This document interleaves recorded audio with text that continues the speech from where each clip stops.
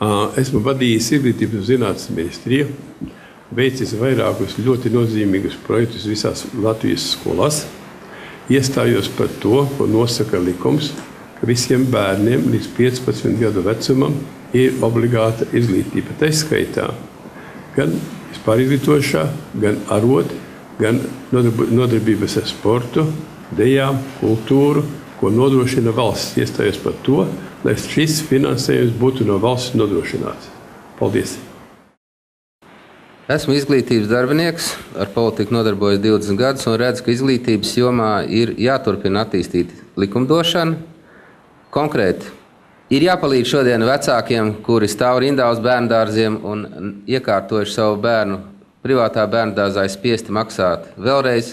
Ir jāpalīdz jauniešiem, kuri mācās skolā, saprast, ka nevis jāiemācās būt labam darba izpildītājam, bet ir jākļūst par uzņēmīgu cilvēku, kas varbūt būs pats sev spējīgs dot darbu un dos darbu vēl arī citiem.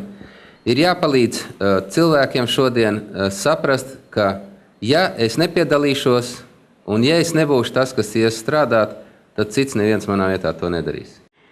Uzskatu, ka tā valsts, kura ir spējīga nodrošināt sevi ar enerģiju, kura ir spējīga nodrošināt sevi ar maizi un citiem pārtiks produktiem, ka tā valsts, kura ir spējīga izaudzināt pietiekoši daudz bērnus un jauno paudzi labi izskolot, lai viņi varētu ieņemt turpmāk mūsu vietas, uzskatu, ka tāda valsts ir spējīga pastāvēt ļoti ilgi, un to arī ceru, un tāpēc arī aicinu visu nozaru ārotbiedrības balsot par mūsu partiju sakarā ar to, ka mums ir šāda programma un šāda vēlēšanās nostiprināt mūsu neatkarīgo valsti vēl vismaz turpmākajiem 50 gadiem.